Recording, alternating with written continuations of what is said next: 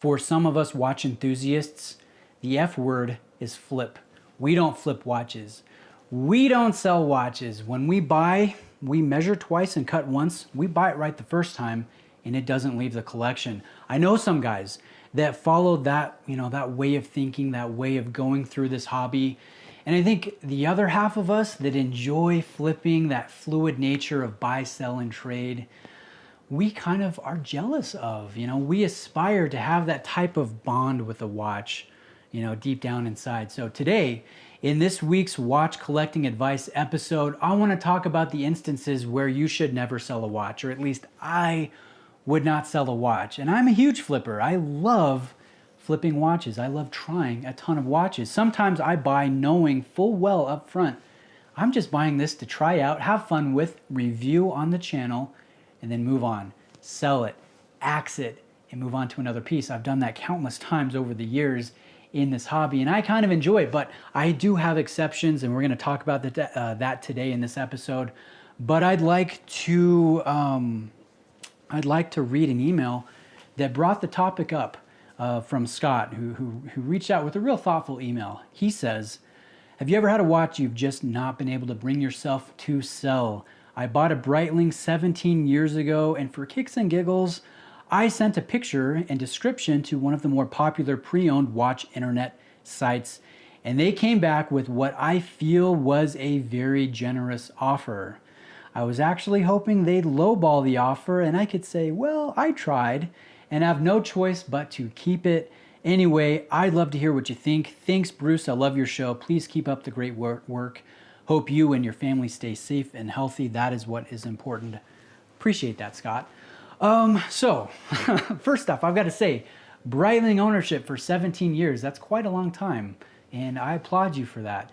But I understand the itch we sometimes get when we want to try out other watches and see what we could get for our pieces, and it sounds like you were pretty surprised at how good that offer is for your Breitling, your 17-year-old Breitling. And I don't know exactly what reference you have there, but that's pretty cool. For me, there are two instances where I could never sell a watch. The first one is if it has some really powerful sentimental value. Let's say, just hypothetically, my 7-year-old went out and bought a Timex watch for $5 at a thrift store and was over the moon excited to give it to me for Father's Day, something like that. I would value that watch like its weight in gold. Like, that would be precious. I could never sell that piece. I know it's not worth much, a thrift store Timex watch, but the thought, the sentimentality, is priceless. So, I know a lot of guys that they inherit watches when their parents pass away, when their grandparents pass away, when their uncle or a mentor, or a close friend moves on, dies, and they inherit the watch. That watch is valuable beyond any price tag you could get from a dealer, trading in a watch. So I would say the first instance, and I think most of you would agree with me, if the watch has great sentimental value, if it was your college watch, your first watch, the watch you got married in, the watch you had your first child in, whatever it may be, those are the watches you want to hang on to, in my opinion. Now, the second instance, and really this is the only other instance that I can think of in my mind's eye, is if the watch is just not worth it monetarily. Like, let me think of an example. My G-Shock 5610, the stealth square on the combi bracelet, I paid $150 if I remember right, and my friend Robert, for my birthday, gave me a combi bracelet to put on it. So I'm not in the watch very much, $150. And the watch is awesome, and I love wearing it, and I've taken it camping and hiking and kayaking, and really it's a great piece. I've played basketball with it. I've played golf with it. So if I were to sell it, I could get maybe $100 for it. The bracelet's probably worth more than the watch head is, which is kind of funny.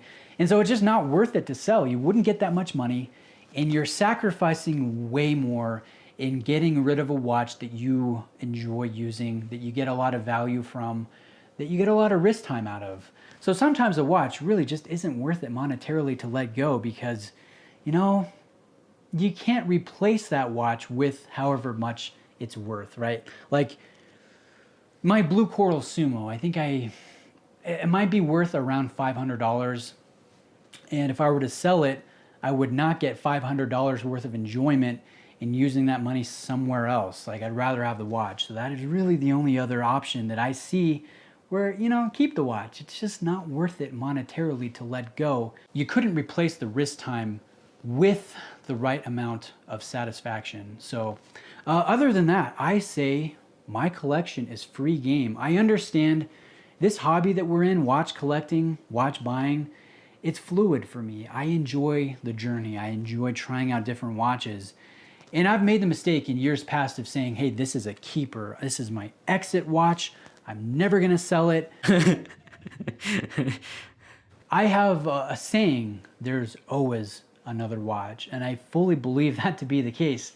There will always be another watch right around the corner, whether it is a new release that hasn't been announced yet, or maybe it's a watch that's been out for a while that you haven't discovered yet. Maybe you've looked at, thought it was a dang dog ugly watch, and then later on you come back and you think, man, this is just gorgeous and I love it. I've had that experience with the Seiko Monster. Well, actually with most Seiko watches. I remember when I was first learning about Seiko divers, I'm like, man, what is the deal with these watches? They aren't even that good looking. But now I'm a Seiko path, so I understand the journey. You know, it changes for everybody, and I'm not going to pigeonhole myself into saying I have to keep this watch, I have to keep this watch, I have to keep this watch. I understand guys that do that, and they're totally content in doing so. I'm just not cut out for that personality-wise. I think I'm more of an addict that likes the chase and likes the hypothetical idea of having a perfect watch collection, and part of that is getting there.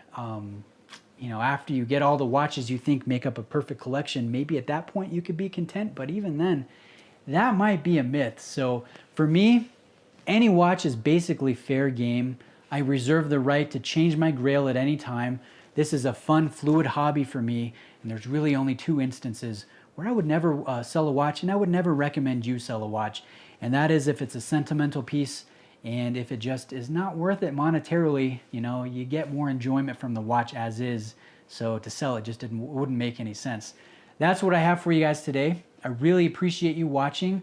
Let me know if you have any questions, if you want to discuss further in the comments section. If you're not subscribed, I would love for you to support me here on the channel by subscribing, and join me for future episodes when we talk watches, review watches, present and compare watches. So thanks guys. We'll see you in the next episode.